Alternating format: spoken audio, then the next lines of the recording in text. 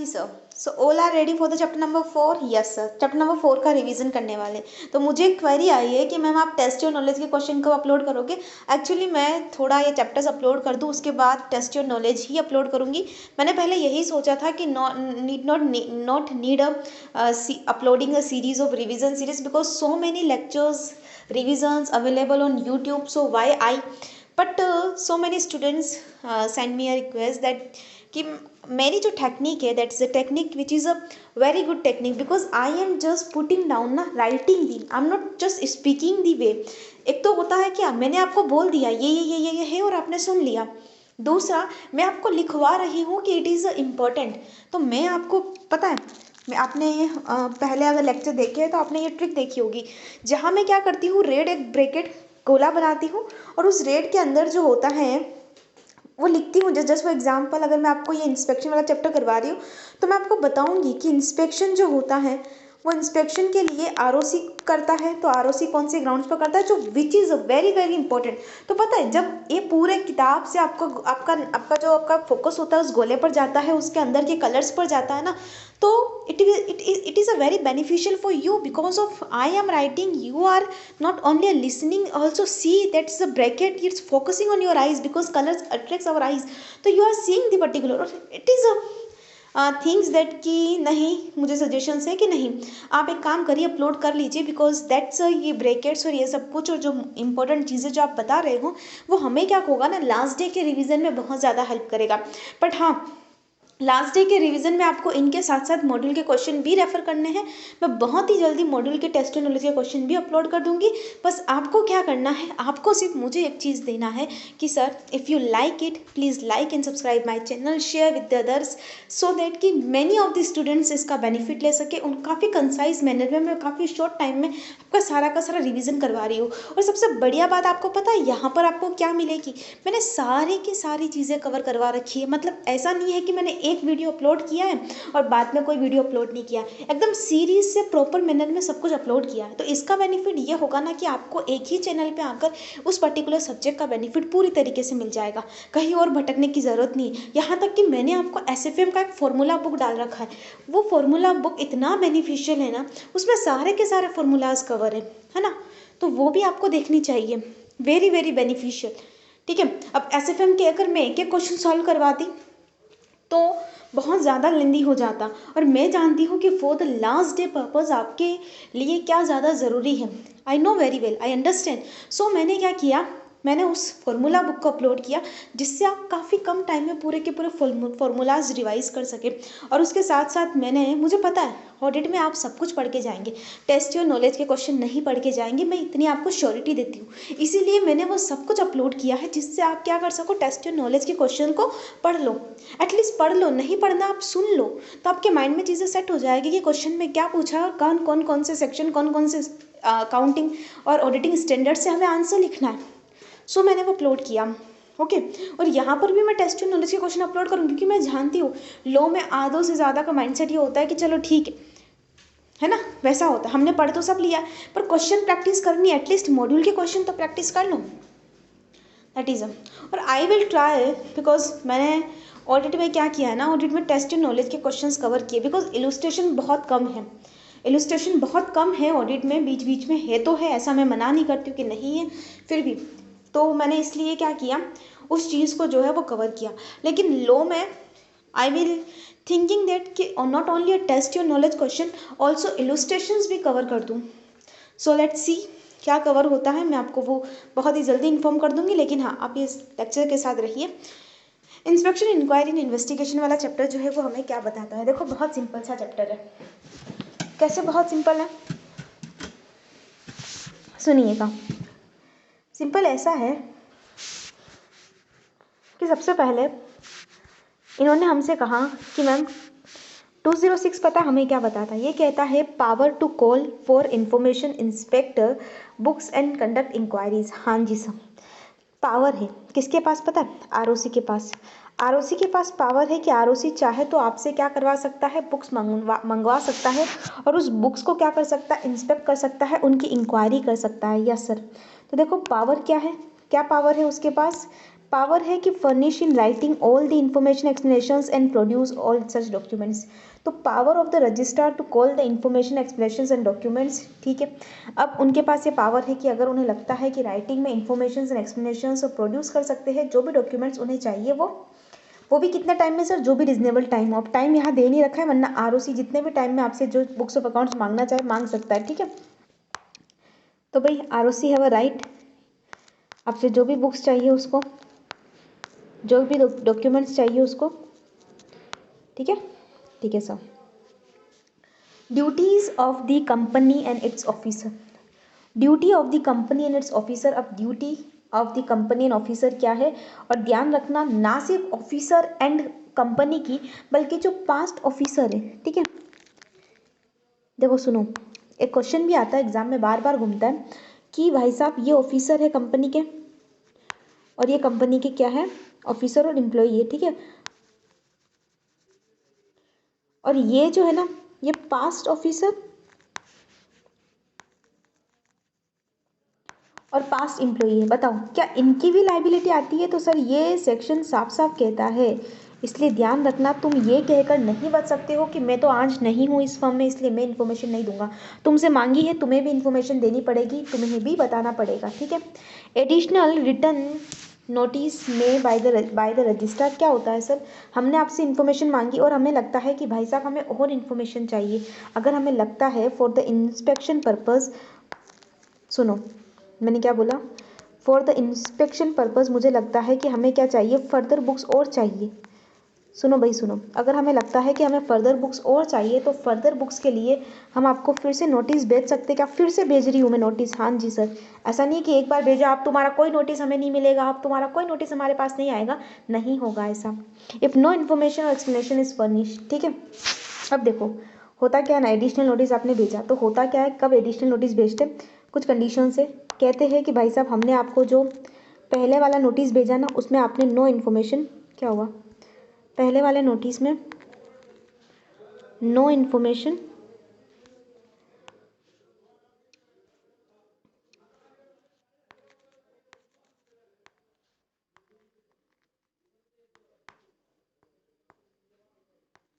No information furnished, हाँ जी sir, आपने कोई इन्फॉर्मेशन फर्निश्ड ही नहीं करी, ठीक है ना। तो अब जब आपने कोई इन्फॉर्मेशन ही फर्निश नहीं करी तो हमें आपको वापस से नोटिस भेजना ही पड़ेगा, बोलना ही पड़ेगा कि भाई आपको क्या करना पड़ेगा, हमें इन्फॉर्मेशन देनी पड़ेगी। या फिर जो इन्फॉर्मेशन आपने फर्निश करी ना, जो इन्फॉर्मेशन आपने फर्निश करी ना, वो इनएडिक्वेट है, वो पता है इनएडिक्वेट है, इनएडिक्वेट, ठीक है। या फिर क्या होता है, स्क्रूटनी ऑफ डॉक्यूमेंट फर्निश किया और हमें अनसेटिस्फैक्ट्री लगता है। देखो सुनो, तुमने जो भी इन्फॉर्मेशन मांगी, हमने जो भी इन्फॉर्मेशन मांगी तुमने दी, लेकिन एक्चुअली इन्फॉर्मेशन की स्क्रूटनी करने के बाद, इन्फॉर्मेशन की स्क्रूटनी करने के बाद मुझे ऐसा लगा सीरियसली कि भाई मुझे जो है क्या करनी चाहिए, जो भी चीज़ें लगी वो अनसेटिस्फैक्ट्री लगी, इसलिए मुझे क्या चाहिए, और मोर इन्फॉर्मेशन, ठीक है। तो क्या मैं मोर इन्फो मंगवा सकती हूँ? ऑफ कोर्स मंगवा सकती हूँ, कोई डाउट नहीं है, ठीक है जी सर। अब क्या होता है, कब कब इंक्वायरी बैठ सकती है in a particular cases when we that the inquire by the registrar, ठीक है। सुनो, कब इंक्वायर बाय द रजिस्ट्रार हो सकता है, तो सुनना, द रजिस्ट्रार में call on company to furnish in writing any information और एक्सप्लेनेशन ऑन मैटर्स, ठीक है, जिन पर भी उन्हें लगता है। कब इंक्वायरी बिठा सकता है, अरे सुनो, इंक्वायरी बिठा सकता है, ध्यान से सुनना, इंक्वायरी बिठा सकता है, इंक्वायरी बिठा सकता है, कब बिठा सकता है, जो इन्फॉर्मेशन आई, अगर रजिस्ट्रार को लगता है call of company furnishing the writing any other information explanation में specify carry deemed the company reasonable opportunity of being heard, registrar satisfy. Sir हम reasonable opportunity of being heard देंगे, और ये देने के बाद रजिस्ट्रार पता है on the basis of inquiry बिठा सकता है, जो भी इन्फॉर्मेशन उसे आई ना उन इन्फॉर्मेशंस के बेसिस पर, पहला। जो भी इन्फॉर्मेशन उससे आई उस इन्फॉर्मेशन के बेसिस पर, ठीक है।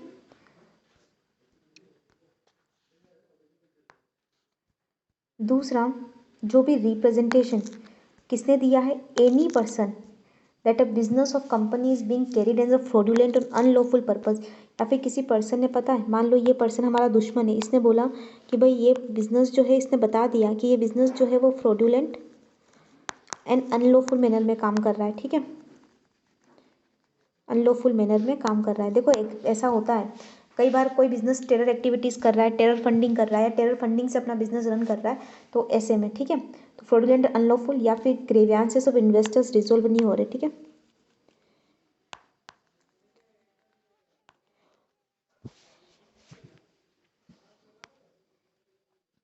ठीक है, ग्रीवेंसेस ऑफ इन्वेस्टर्स रिजोल्व नहीं हो रहे, तो ध्यान रखना ये 3 पॉइंट्स जो है, किस, देखो एग्जाम में सीधा आता है कि कौन से ग्राउंड्स के बेसिस पर इंक्वायरी हो सकती है, तो सामने वाले को reasonable opportunity of being heard देते, ठीक है भाई, तू बोलेगा, वो बड़ बड़ बड़ जो भी बक ना करना है उसको बोलने का।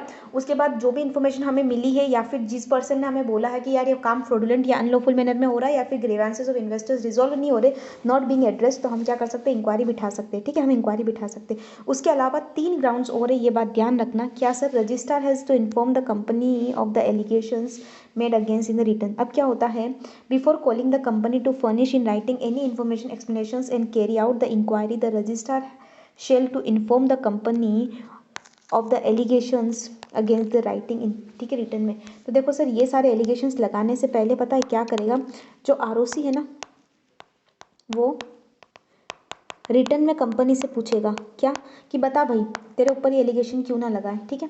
और सेंट्रल गवर्नमेंट जो है, may if it satisfy that circumstance so warrant direct the registrar or inspector appoint by the purpose to carry out the inquiry. और क्या होता है ना, कई बार सेंट्रल गवर्नमेंट हमारी आग बबूला हो गई, और सेंट्रल गवर्नमेंट भी क्या कर सकती है, सेंट्रल गवर्नमेंट जो है वो आरओसी को कहकर या फिर अपना खुद का इंस्पेक्टर अपॉइंट कर पता है इंक्वायरी करवा सकती है, ठीक है। इन द फर्दर केसेस क्या बोलता है, सुनो, और अगला जो है वो क्या कहता है कि if it is if it further provided where the business of a company has been carried out as a fraudulent unlawful manner, every officer of the company is a fraud shall be punishable under default 447। या फिर sir, अगर कोई person जो है वो fraudulent manner में काम कर रहा है, वो ऊपर भी आया था लेकिन पता नहीं यहाँ पर उन्होंने क्यों 447 रिपीट किया, तो अगर कोई बंदा फ्रॉडुलेंट मैनर में काम कर रहा है वो भी फंसेगा। तो आई थिंक अब आपको याद रहेगा कि इंक्वायरी कौन कौन से ग्राउंड के बेसिस पर हो सकती है। सबसे पहले तो 3 ग्राउंड, जब आरओसी खुद इंक्वायरी करवा सकता है, जो इन्फॉर्मेशन उसे मिली और किसी पर्सन ने उसे बोला कि ये काम फ्रॉडुलेंट मैनर में हो रहा है, ग्रीवेंसेस और इन्वेस्टर रिजोल्व नहीं हो रहे। उसके बाद ध्यान रखना, दूसरा पॉइंट क्या कहता है, आरओसी क्या करेगा, रिटर्न में उससे पूछेगा कंपनी से, बता तेरे ऊपर ये एलिगेशंस क्यों ना लगाए। सेंट्रल गवर्नमेंट जो होता है, एक तो आरओसी होता है, एक इंस्पेक्टर होता है। सेंट्रल गवर्नमेंट जो है आरओसी को कहकर भी अपना इंस्पेक्टर अपन करके भी इंक्वायरी करवा सकता है, या फिर पर्सन फ्रॉडुलेंट अनलॉफुल मैनर में काम कर रहा है तो सेक्शन 447 जो है, सेक्शन 447 जो है ऐसा कुछ कर रहा है जिसके ऊपर एप्लीकेबल होगा, तो फिर पक्की बात है इंक्वायरी बिठा सकता है। सर इंस्पेक्टर कौन बिठाएगा, ऑब्वियसली सेंट्रल गवर्नमेंट बिठाएगी, ठीक है। उसके बाद sir, failure to furnish the information, अगर आपने इन्फॉर्मेशन फर्निश करने में फेल रहे तो कितनी पेनल्टी लगाएंगे। जैसे मान लो आरओसी ने इन्फॉर्मेशन मांगी या इंस्पेक्टर ने इन्फॉर्मेशन मांगी और आपने इन्फॉर्मेशन नहीं दी, तो कंपनी और एवरी ऑफिसर जो होगा उसको पेनल्टी लगेगी 1,00,000 रुपये। कितने की, 1,00,000 रुपये की, विच में भी कंटिन्यू रहा ना फेल्यूर, तो ध्यान रखना, may be extend to 500 rupee per day, ठीक है, per day after the first during the failure continues. तो कुल मिला के ध्यान रखना, मैं एक्सटेंड 1,00,000 रुपये और 500 रुपये हर दिन का, 1,00,000 रुपये और 500 रुपये हर दिन का आपको ऊपर पेनल्टी लग सकती है। कब सर, कब, जब आपने इन्फॉर्मेशन फर्निश, जब आपने furnish, failure to furnish information, जब आप, ये देख लो मैं यहाँ ही मार्क करती हूँ, फेलियर टू फर्निश इन्फॉर्मेशन, ठीक है। अब मेरी बात सुनो, होता क्या ना, 206 जो है वो ये बता देता है, ये इन्होंने वापस से उसको रिपीट कर रखा है, नो इन्फॉर्मेशन सेटिस्फैक्ट्री, ठीक है, इंक्वायरी कर सकता है। देन 207, देखो 207 जो है वो क्या कहता है, इंस्पेक्शन एंड इंक्वायरी। तो इंस्पेक्शन एंड इंक्वायरी में यहाँ पर बोला गया पावर ऑफ द रजिस्ट्रार और इंस्पेक्टर्स दैट है, देखो उसके पास सिविल कोर्ट की पावर है, बस वही पावर उन्होंने बता रखी है, ठीक है, और वही 1,00,000 रुपये की पेनल्टी, ठीक है। अब रिपोर्ट जो होती है वो 208 में होती है, ध्यान से समझना, ये रिपोर्ट क्या होता है, अगर अगर अगर रिपोर्टिंग होगी, ठीक है, after the inspection, After the inspection, the inspector will submitted his report to central government with recommendation that the investigation लगानी या नहीं लगानी. Government can suitable actions, nothing the serious matter the government close और further action दे सकती है. ध्यान रखना regional director को कब भेज, actually the report has been sent to regional directors. कब भेजेगी? जब पनिशमेंट लेस देन 2 ईयर्स है. ध्यान से सुनो, जब पनिशमेंट लेस देन 2 ईयर्स है, ठीक है. RD himself can sanction launching of prosecutions. In other cases he shall forward the copy to central government for sanctioning. तो ध्यान रखना पनिशमेंट अगर लेस देन, या लिख दूँ RD क्यों, रीजनल डायरेक्टर्स को, अगर पनिशमेंट जो है वो लेस देन 2 ईयर्स है ना, तो RD को जाएगी, क्या जाएगी सर, रिपोर्ट. ठीक है. अब मेरी बात सुनो सर, 209 क्या कहता है? 209 जो है वो क्या कहता है सर, आप मेरी बात समझने की कोशिश करो. सर्च एंड सीज, यहाँ पर देखो आप 209 भी पढ़ोगे, एक काम करो यहाँ पर 209 के साथ आप 220 भी पढ़ो और 229 भी पढ़ो, तीनों एक साथ पढ़ाती हूँ, बस आपको मज़ा आ जाएगा, सब एक साथ हो जाएगा, मिक्स नहीं होगा वो बिल्कुल भी, और ज़्यादा क्लैरिटी आएगी तुम्हें. सर्च एंड सीज क्या बोलता है? सर्च एंड सीज बोलता है कि भाई साहब एप्लीकेशन टू स्पेशल कोर्ट. हाँ सर, ये क्या होता है ना, जब ROC या इंस्पेक्टर, ध्यान से सुनना, मैं जो चीज़ें बता रही हूँ उस पर तो मार्क कर ही दो. क्या बोला सर? या तो मैंने बोला ROC या फिर मैंने बोला इंस्पेक्टर, है ना, इंस्पेक्टर. तो अगर या तो ROC या इंस्पेक्टर, ये दोनों में से कोई भी अगर चाहता है, उनके पास रीजनेबल ग्राउंड टू बिलीव है, दैट इज़ कि ये पर्सन जो है वो MF दास कर सकता है. सर MF दास का मतलब क्या होता है? MF दास का मतलब होता है म्यूटिलेटेड कर सकता है. देखो MF दास का मतलब होता है, MF का मतलब म्यूटिलेटेड, F का मतलब फाल्सिफिकेशन, दास का मतलब डिस्ट्रॉय कर सकता है, A का मतलब ऑल्टर कर सकता है, और S का मतलब सिक्रेटेड कर सकता है. मतलब MF दास कर सकता है किसका सर? डॉक्यूमेंट्स का या इन्फॉर्मेशंस का. तो ROC और इंस्पेक्टर स्पेशल कोर्ट की परमिशन से, मैं फिर कह रही हूँ मेरे वर्ड्स पर फोकस करना, स्पेशल कोर्ट की परमिशन से, अगर स्पेशल कोर्ट बोले तो स्पेशल कोर्ट की परमिशन से आप सर्च एंड सीज कर सकते हो. Power of special court to search and seize. तो सर्च एंड सीज का वो क्या करेगा? ऑर्डर दे देगा. ऑर्डर देने के बाद क्या कर सकते हो? As a inspector ROC search and seize कर सकता है. लेकिन ध्यान रखना, मस्ट बी रिटर्न, आपको रिटर्न करना ही करना होगा विद इन 180 डेज में. आपको क्या करना होगा? 180 डेज में आपको क्या करना होगा? रिटर्न करना होगा. ठीक है. तो 180 डेज में क्या करना होगा सर? रिटर्न करना होगा. Clear it? हाँ जी sir. The registrar can take copy of any documents the mark. ठीक है. तो कुल मिला के क्या होता है? Return of seize paper. तो ध्यान रखना 180 डेज में उसको रिटर्न करना ही होगा, है ना सर? हाँ जी. ये आपको समझता है? जी समझता है. अब मेरी बात सुनना सर, सर्कमस्टेंस फॉर सीज, कब सीज हो सकता है? तो मैंने ये बता दिया कि भाई साहब कंपनी के MP, डायरेक्टर, ऑडिटर या कंपनी सेक्रेटरी. ठीक है. कंपनी के MP, director, auditor, company secretary, ऐसे याद रखो सर. कंपनी के MP, डायरेक्टर, ऑडिटर या फिर कंपनी सेक्रेटरी. ठीक है. CS, ये कुछ भी, ये कभी भी, ये लोग क्या करना चाहिए, अगर ये ऐसा करते हैं ना MF दास, तो फिर आप क्या कर सकते हो? 180 डेज के लिए सीज कर सकते हो. ध्यान रखना, सर्च और सीज, पीरियड ऑफ सीज जो होता है वो 180 डेज बता दिया, उससे ज़्यादा नहीं होगा. फर्दर अगर आप चाहते हो पीरियड अगर एक्सटेंड करना, तो आपको क्या करना होगा? Registrar or inspector further period of 180 days by the order writing needed again. तो उन्हें क्या करना पड़ेगा? वापस से ऑर्डर लेना पड़ेगा. अगर मेरी बात सुनो, अगर तुम चाहते हो ना एक्सटेंड करना, ठीक है, तो एक्सटेंड करने के लिए तुम्हारे पास 180 डेज़ का टाइम होता है प्लस 180 डेज़. लेकिन तुम्हें फिर से क्या करना पड़ेगा? ऑर्डर लाना पड़ेगा. किससे ऑर्डर लाना पड़ेगा सर? ऑब्वियसली स्पेशल कोर्ट से ही ऑर्डर लेकर आएंगे. किससे लेने जाओगे? ठीक है. ठीक है. Taking of copy, placing, identification mark कर देंगे. ठीक है. उसके बाद अगर उन्हें फोटोकॉपी लेनी है ना, तो वो फोटोकॉपी ले सकते हैं. They can obtain photocopy. अब क्या होता है? 20210 इन्वेस्टिगेशन. देखो बहुत सिंपल सा फंडा है. देखो हमने क्या किया? सेंट्रल गवर्नमेंट को रिपोर्ट दी और बोल दिया कि भाई साहब यहाँ पर गड़बड़ी ज़्यादा, आपको क्या करवानी पड़ेगी? इंस्पेक्शन करवाने की ज़रूरत पड़ेगी. तो देखो यहाँ पर इन्होंने ग्राउंड ही बोल रखा है. उस ग्राउंड में देखो 208 की रिपोर्ट होगी. ये देखो, जब वो बंदा बोलता है ना, जब इंस्पेक्टर या ROC बोलता है ना सेंट्रल गवर्नमेंट को कि नहीं यार, गपला यानी कि फ्रॉड ज़्यादा है तो फिर आप लोगों को यहाँ पर क्या करवाने की ज़रूरत है, रिपोर्ट ऑडिट करवा मतलब इन्वेस्टिगेशन बिठाने की ज़रूरत है। एक होता है जब कंपनी के मेंबर्स ही क्या करते हैं, एसआर पास करते हो, एक होता है सो मोटो पब्लिक इंटरेस्ट, यानी कि सेंट्रल गवर्नमेंट के पास सो मोटो राइट होता है और ये करवाती कौन है, सेंट्रल गवर्नमेंट में। फिर कह रही हूँ this is not a power of NCLT. यहाँ पर पता है, यहाँ पर सर्च एंड सीज के लिए तुम इंस्पेक्टर आरओसी कर सकता था स्पेशल कोर्ट की परमिशन के लिए, ठीक है सेम।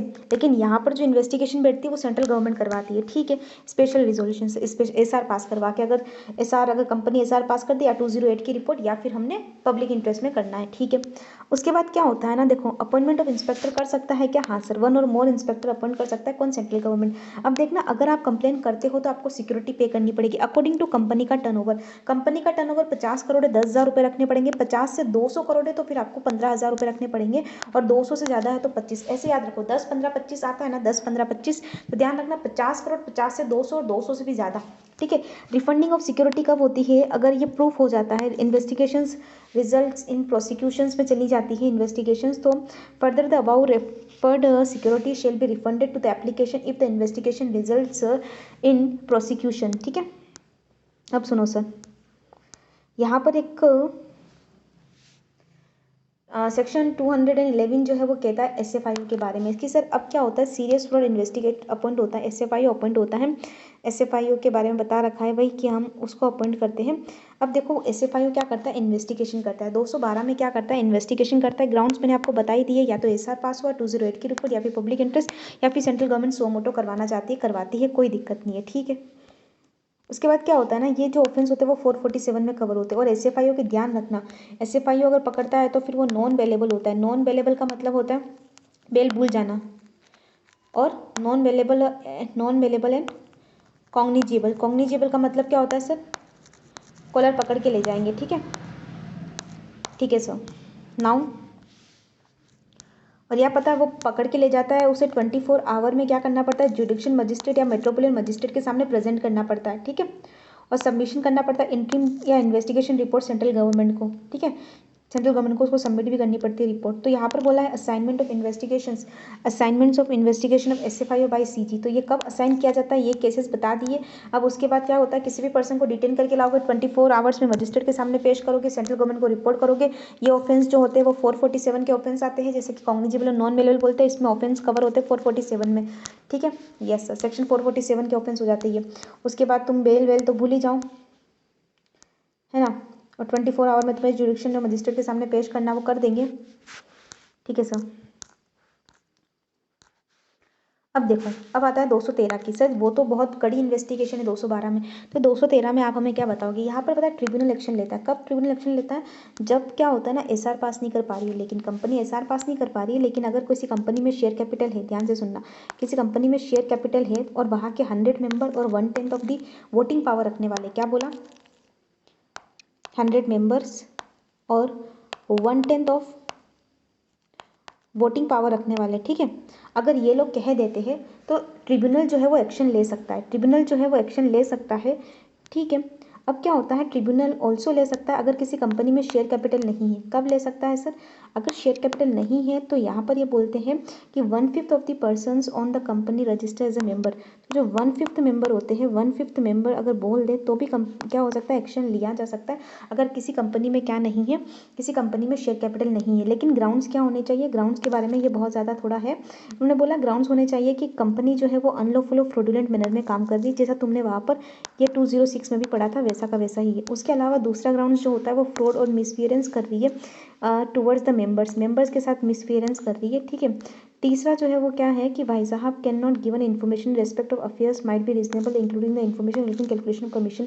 तो members of the company have not given all the information with respect to the affairs of the company, यानी कि तुम जो इन्फॉर्मेशन देनी है वो सारे के सारे इन्फॉर्मेशन नहीं दे रहे हो। In the particular cases, in the grounds पर हम क्या कर सकते हैं, आपके ऊपर ये बिठा सकते हैं। देखो, suppose the evidence of the necessary the purpose of the showing the applicant have the good reasons for the seeking the order for conducting an investigation in the affairs of the company, ठीक है sir. ये चीज़ें आपको समझ में आती हैं, हाँ जी सर। अब यहाँ पर क्या होता है पता है, यहाँ पर अगर आप गिल्टी होते हो, punishment in case of a guilty if it after investigation in the prove that, अगर होता है conduct the intent to the defraud, आपका डिफ्रॉड या फ्रॉडुलेंट पर्पज से आप कर रहे हो, गिल्टी हो रहे हो, तो ऑब्वियसली यहाँ पर देखो सीधा, यहाँ पर कभी भी गिल्टी होगी ना तो सीधा 447 की पेनल्टी में ही जाते हो। अब आता है 214 से, 214 क्या कहती है, सिक्योरिटी फॉर पेमेंट। तो सिक्योरिटी वाला जो तुमने वहाँ आगे पढ़ा है ना वही है 210 में, जो तुमने सिक्योरिटी पढ़ी 10,000, 15,000, 25,000 और नॉट एक्सीडिंग 25,000, 25,000 ज़्यादा नहीं हो सकती। डिपेंड ऑन टर्नओवर 50 करोड़ या 50 से 200 करोड़ से 200 करोड़ से ज़्यादा है, 10, 15, 25, ठीक है। उसके बाद ये 215 जो है पता है क्या कहता है, 215 कहता है body corporate firm, body corporate associate appoint as inspector, ठीक है ना, नॉट अपॉइंटेड, यानी कि कुल मिला के इंस्पेक्टर एक इंडिविजुअल पर्सन होता है, कोई फर्म, कोई बॉडी कॉर्पोरेट, कोई एसोसिएशंस ये नहीं हो सकती है, बस ये इतना ही है। हाँ सर 216 क्या कहता है, investigations of ownership of a company. Sir investigation of ownership of company मतलब होता है corporate lifting of corporate will कहते हैं। इसमें पता है जनरली हम ओनर को पकड़ने की कोशिश करते हैं, और 216 को पता है 222 के साथ पढ़ा जाता है। सर 222 में ऐसा क्या लिखा हुआ है, वहाँ लिखा हुआ है सिक्योरिटी को बेचने के लिए रेस्ट्रिक्ट कर देना, restriction on the selling of security. तो जब सिक्योरिटी को रेस्ट्रिक्ट कर दिया जाता है सेल के लिए, क्योंकि हम जब पता लगाना चाहते हैं, किसका पता लगाना चाहते हैं, हम पता लगाना चाहते हैं ओनरशिप का। एक्चुअल में मकसद होता है ओनरशिप का पता लगाना, ताकि कोई सिक्योरिटी बेचेगा तो ओनरशिप किसी और के हाथ में चली जाएगी, तो हम सिक्योरिटी को फ्रीज कर देते हैं, तो ना तो वो बिकेगी, और उसके बाद हम हमारी इन्वेस्टिगेशन में ओनरशिप का पता लगाएंगे 216 के अकॉर्डिंग। तो इसके लिए सेंट्रल गवर्नमेंट पता है इंस्पेक्टर को अपॉइंट करती है, ठीक है। अब क्या होता है सेंट्रल गवर्नमेंट कब करती है, where it appear the central government that there is a reason, उसके पास रीजन से वन और मोर इंस्पेक्टर को वो एज अपॉइंट कर सकती है। क्या रीजन से, देखो सबसे बड़ी बात आती है कि भाई साहब क्या रीजन से, है ना, कि वो ऐसा करती है, कोई ऐसा करेगी तो उसके रीजंस क्या है। Who are have financially interested, सुनो सुनो सुनो, हाँ जी सर क्या बोला, क्या रीजन से, तो हु हैव और have been financially interested in the success और फेल्योर वेदर रियल, तो वो पता लगाने की कोशिश करती है कि फाइनेंशियली इंटरेस्टेड कौन है। क्या पता लगाने की कोशिश करती है सर, मतलब कुल मिला के जो इंस्पेक्टर होता है वो पता लगाने की कोशिश करता है कि कंट्रोल किसके हाथ में है, फाइनेंशियली इंटरेस्ट कौन है, बेनिफिशियल इंटरेस्ट किसके हाथ में है, बेनिफिशियल ओनर किसके हाथ में है, तो हम यही पता लगाने की कोशिश करते हैं। Appointment of inspector by central government weather tribunal direct for investigation. Sir ध्यान रखना, ट्रिब्यूनल डायरेक्ट फॉर इन्वेस्टिगेशन कर सकती है, लेकिन appointment of inspector by central government ही होता है। यहाँ पर सेंट्रल गवर्नमेंट ही लिफ्टिंग ऑफ कॉर्पोरेट विल करती है। Central government shall appoint one or more inspector if the tribunal in the course of any proceedings before the direct by the order in the affairs of the company or to be investigation that regard the membership of the company end. तो यहाँ पर central government करती है inspector का appointment, और यहाँ ध्यान रखना कि scope of investigation while conducting an inspector जो होता है ना वो इन्वेस्टिगेशन कर रहा है। तो यहाँ पर इन्होंने कुछ चीज़ें बता रखी, पावर ऑफ इंस्पेक्टर्स के पास क्या क्या पावर्स होती है, वो इम्पोज कर सकता है restrictions during the investigations the security issues is. तो यहाँ पर उन्होंने 222 का रेफरेंस दे रखा है कि भाई साहब वो इम्पोज कर सकता है, मतलब उस इंस्पेक्टर के पास रेस्ट्रिक्शंस ड्यूरिंग द इन्वेस्टिगेशन अगर चल रहा है, मैं एग्जांपल के लिए इन्वेस्टिगेशन चल रहा है, तो वो उन सिक्योरिटी को फ्रीज कर सकता है 228 के अकॉर्डिंग। और ध्यान रखना applicability of provision to a foreign company, और ये जो चीज़ें हैं वो फॉरेन कंपनी पर ऑल्सो अप्लाई होती है। 228 पढ़ेंगे, ये सारे के सारे प्रोविजन वैसे भी फॉरेन कंपनी पर अप्लाई होते ही होते हैं। तो 216 पता है आपको समझ में आ रहा है मैं क्या कहने की कोशिश करना चाहती हूँ। एग्जाम में क्वेश्चन आता भी है कि भाई साहब 216 जब हम क्या कर रहे हैं, लिफ्टिंग ऑफ कॉर्पोरेट विल हो रहा है, मतलब कि हम इन्वेस्टिगेशन में ये पता लगाने की कोशिश कर रहे हैं। क्या पता लगाने की कोशिश कर रहे हैं, मेनली फोकस तीन ही चीज़ों पर है सर, मेनली फोकस तीन ही चीज़ों पर है। एक तो फाइनेंशियली इंटरेस्टेड कौन बंदा है, ठीक है, दूसरा कंट्रोल किसके हाथ में है, और तीसरा बेनिफिशियल ओनर कौन है। बस ये तीन ही चीज़ों पर हम फोकस कर रहे हैं, तीन ही चीज़ों पर फोकस कर रहे हैं, बस हमारा काम ही यही है कि इन तीन चीज़ों पर फोकस किया जाए। उसके लिए 222 में हम फ्रीज भी कर सकते हैं ड्यूरिंग द इन्वेस्टिगेशन, और एक होता है कि भाई साहब 228 ये फॉरेन कंपनी पर भी लगता है, ठीक है। अब देखना 217 क्या बोलता है। 217 बहुत सिंपल है, पावर और प्रोसीजर्स क्या है, देखो उनके पास क्या क्या पावर्स होती है, काफ़ी सारी पावर्स होती है, तो उसी पावर को उन्होंने एक्सप्लेन कर रखा है 217। Procedures powers etcetera for the inspectors, तो इंस्पेक्टर्स के पास क्या पावर होती है,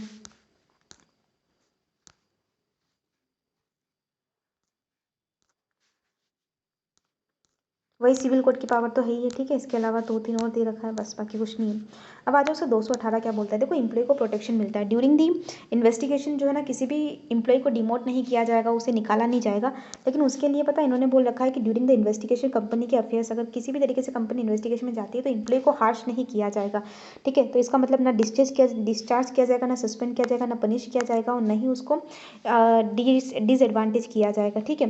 लेकिन अगर आपको करना है तो आपको ट्रिब्यूनल की अप्रूवल लगेगी, shall obtain approval from the tribunal. अगर आपको किसी को हटाना भी है तो आपको ट्रिब्यूनल की परमिशन लेनी पड़ेगी। Actions against the employ within 30 days में आपको क्या मिल जाएगा, अगर आपको 30 डेज़ में, मेरी बात सुनो, अगर आपको विदिन 30 डेज़ में एनसीएलटी का कोई रिप्लाई नहीं आता है तो फिर अप्रूवल मानकर आप उसे रिमूव कर सकते हो, ठीक है। तो यहाँ पर बहुत सिंपल सा फंडा है कि सर अगर व्हाट इज गोइंग ऑन, ठीक है सर, बहुत सिंपल सा फंडा है, ऑब्जेक्शंस नॉट रिसीव और ऑब्जेक्शंस रिसीव। तो ध्यान रखना, कंपनी कैन टर्मिनेट अगर ऑब्जेक्शन नहीं आया, विद इन 30 डेज़ का ही टाइम होता है। 30 डेज़ में ऑब्जेक्शन आ गया तो ठीक है, ऑब्जेक्शन नहीं आया तो भाई उसे रिमूव कर सकते हैं। देखो मान लीजिए एनसीएलटी ने क्या किया, अप्रूवल दे दी, एनसीएलटी ने विद इन 30 डेज़ में अप्रूवल दे दी, company can terminate punish the employ, ठीक है। The decision of the appeal tribunal shall be final, ठीक है। तो अगर उसे हटा दिया गया तो कोई कुछ नहीं कर सकता। लेकिन हाँ, क्या वो एनसीएलटी में जा सकता है सर, एनसीएलटी से एनसीएलटी में जा सकता है, ऑफकोर्स सर। 30 डेज़ में अगर उसे हटाने की अप्रूवल आ जाती है तो एनसीएलटी में जा सकता है। लेकिन अगर उसको एनसीएलटी की अप्रूवल आई नहीं और उसको हटा दिया गया तो फिर वो कहीं नहीं जा सकता, ठीक है। 30 दिन का ही टाइम होता है। कहाँ लिखा हुआ है सर, ये पूरे में देखो 30 दिन यही लिखे हुए,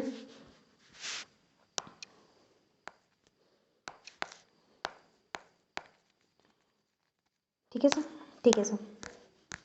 अगला सुनो, अगला क्या कहता है पता है, 219 सर। 219 क्या होता है, ये कहता है कि investigation into affairs of the company, company के अफेयर्स की इन्वेस्टिगेशंस करना। 219 ये कहता है investigation affairs of related companies. ये कहता है कि अगर मान लीजिए कोई कंपनी है, जैसे होल्डिंग कंपनी है, उसकी सब्सिडरी को क्या हम इंस्पेक्ट कर सकते हैं, ऑफकोर्स कर सकते हो। तो बोला any body corporate which is a company subsidiary है या फिर होल्डिंग कंपनी है, subsidiary company it's holding company, या फिर जहाँ मैनेजर डायरेक्टर्स जो है वो पार्टनर है या फिर मैनेजर है, वहाँ पर कंप्राइजेज द नॉमिनी है या फिर एनी अदर, तो वहाँ पर क्या हो सकता है, एज अ रिपोर्ट इंस्पेक्टर जो है वहाँ पे भी क्या कर सकता है, पूछताछ कर सकता है, रिपोर्ट मांग सकता है, कोई दिक्कत नहीं है, उसे कोई नहीं रोकेगा। मतलब वो रिलेटेड पार्टी का इन्वेस्टिगेशन करना चाहता है, इन्वेस्टिगेशन के दौरान कर सकता है। अब देखो मैंने आपको कहा था ना कि मैं 219 को, मैं आपको 209 को 220 के साथ करवाऊंगी, तो यहाँ पर 220 समझना, यहाँ पर पता है यही है, एमएफ दास ही कर सकते हैं। लेकिन एक्चुअली ये ड्यूरिंग द इन्वेस्टिगेशन होता है और इंस्पेक्टर को पता चलता है कि यार एमएफ दास हो सकता है, उसके पास रीजनेबल अपॉर्चुनिटी बीइंग हर्ड है, तो बिना किसी टाइम के और बिना किसी स्पेशल नोटिस के वो अपने पास रख सकता है, जितना टाइम अपने पास चाहे उतना टाइम, ठीक है, not later than the conclusion of investigation. लेकिन हाँ सर, कब तक रख सकता है, तो बोला गया कि भाई साहब रखना रखो, लेकिन कंक्लूजन ऑफ इन्वेस्टिगेशन तक, ठीक है जी सर। आगे बढ़े जी। अब क्या होता है ना, देखो 221 जो 221 है वो कहता है फ्रीजिंग ऑफ सिक्योरिटी। 221 जो है वो फ्रीजिंग ऑफ सिक्योरिटी के बारे में कहता है, सॉरी असेट्स के बारे में कहता है। तो क्या असेट्स की फ्रीजिंग हो सकती है? अब मेरी बात सुना, कितने लोग कहेंगे तो असेट्स की फ्रीजिंग हो सकती है। तो ये कहता है कि अगर इंक्वायरी के दौरान, इन्वेस्टिगेशन के दौरान, इंक्वायरी इन्वेस्टिगेशन के दौरान अगर सेंट्रल गवर्नमेंट को लगता है तो वो क्या कर सकती है, एप्लीकेशन टू एनसीएलटी। वो किसको एनसीएलटी, देखो ध्यान रखना,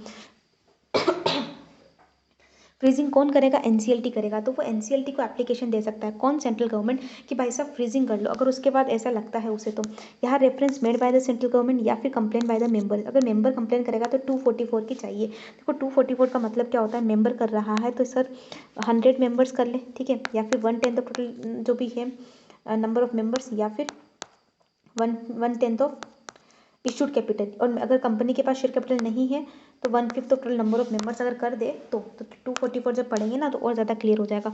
उसके बाद ध्यान रखना, यहाँ पर इन्होंने क्रेडिटर के बारे में पता है क्या बोल रखा, 1 लाख, ध्यान रखना ये, ठीक है। आप गलती करेंगे, मैं बता दूँ, 1 लाख रुपये, ठीक है, 1 लाख रुपये, 1 लाख ही है ना, मैं भी एक बार चेक कर लूँ, 1 लाख अमाउंट, ठीक है। कहाँ गया, अपन लिखा था ना, ठीक है, गया यार, आएगा, हाँ आ गया, चलो। Creditor have outstanding against the company. Sir creditor के अब जो बकाया है ना, क्रेडिटर मतलब 1 लाख रुपए वाला क्रेडिटर अगर बोल दे तो भी क्या हो सकता है, असेट्स फ्रीज हो सकते हैं। Any other person the ground believe that the transfer and the funds property, और कोई भी एनी अदर पर्सन जो प्रिजुडिस ऑफ पब्लिक इंटरेस्ट, ठीक है, और it is share holders and creditor of किसी के इंटरेस्ट में बोलेगा तो भाई फ्रीजिंग हो सकता है। लेकिन ध्यान रखना, not exiting 3 years shall not place during the, it may order direct and such transfer, removal, disposal shall not taken place during the not exiting 3 years, it may be specified for the। तो sir ये जो है ना, आप freezing का order सिर्फ 3 सालों का दे सकते हो, 3 ईयर्स। तो आप था, पर ये बढ़िया बात है कि आप 3 साल तक किसी भी असेट्स को फ्रीज करके रख सकते हो। अब पनिशमेंट क्या होती है अगर आपने कॉन्ट्रावेंशन किया तो, सर साफ साफ लिखा हुआ है 25 लाख रुपये तक का पेनल्टी लग सकता है। और कंपनी को ध्यान रखना, company officer of the company जो है वो 3 ईयर्स तक का इम्प्रिजनमेंट हो सकता है, और उसे 50,000 रुपी और जो 5 लाख रुपए तक की पेनल्टी हो सकती है, दोनों हो सकता है, ठीक है, और विथ बोथ। 222 जो आपने 216 के साथ पढ़ा है ना, वही है कि भाई साहब यहाँ पर हम फ्रीजिंग ऑफ सिक्योरिटी कर रहे हैं, ध्यान रखना। यहाँ पर भी अगर आप कॉन्ट्रावेंट कर रहे हो तो वही आपकी पेनल्टी जो 1 लाख रुपए से लेकर सर कितनी हो सकती है 25 लाख रुपए तक। यहाँ पर भी तो ऐसा ही था, यहाँ पर भी तो 1 लाख रुपए से लेकर 25 लाख रुपए तक कंपनी को, तो 1 लाख से लेकर तो 25 लाख रुपए तक तो कंपनी को लग सकती है। ठीक है। और ऑफिसर को 6 महीने की सजा विच में बी नॉट लेस देन और 25,000 रुपीज़ से लेकर 5 लाख रुपए तक का पेनल्टी दंड लग सकता है। अब देखो 223 पता है क्या बोलता है, इंस्पेक्टर रिपोर्ट 223 जो है इंस्पेक्टर रिपोर्ट है। यहाँ पर इंस्पेक्टर रिपोर्ट देता है तो क्या होता है, जैसे सबमिट करता है, वो सारी चीज़ें दे रखी है। 224 जो है वो actions taken by the persons of, ठीक है, वन लाइनर है, कुछ नहीं है। फिर एक्सपेंसेस इन्वेस्टिगेशन के रियम्बर्स होंगे, ठीक है, कोई दिक्कत नहीं है, सेंट्रल गवर्नमेंट रियम्बर्स करेगी। वॉलंटरी बाइंडिंग अप का केस होता है तो स्टॉप इन्वेस्टिगेशन, नॉट, ऐसा स्टॉप नहीं होगा कोई इन्वेस्टिगेशन। फिर 227 228, देखो 228 में बता दूँ आपको, आपको 228 क्या होता है ना, फॉरेन कंपनी के ऊपर इन्वेस्टिगेशन के प्रोविजन एज इट इज़ लगते हैं। और 229 जो मैंने आपको बताया था ना, 209 पढ़ लो, 220 पढ़ लो, और फिर 229 पढ़ना। अगर एवरी ऑफिसर या एम्प्लॉय उधर कुछ गड़बड़ कर रहे, MF दास करने में गड़बड़ कर रहे, तो 447 की पेनल्टी लगेगी, ऐसा ये कहता है section. That is all okay, yes sir. सारा का सारा कंप्लीट करवा दिया, ओके, सारा का सारा कंप्लीट करवा दिया, ठीक है, कुछ भी नहीं, अब टेस्ट और नॉलेज के क्वेश्चन है वो एक साथ अपलोड करेंगे। Thank you so much.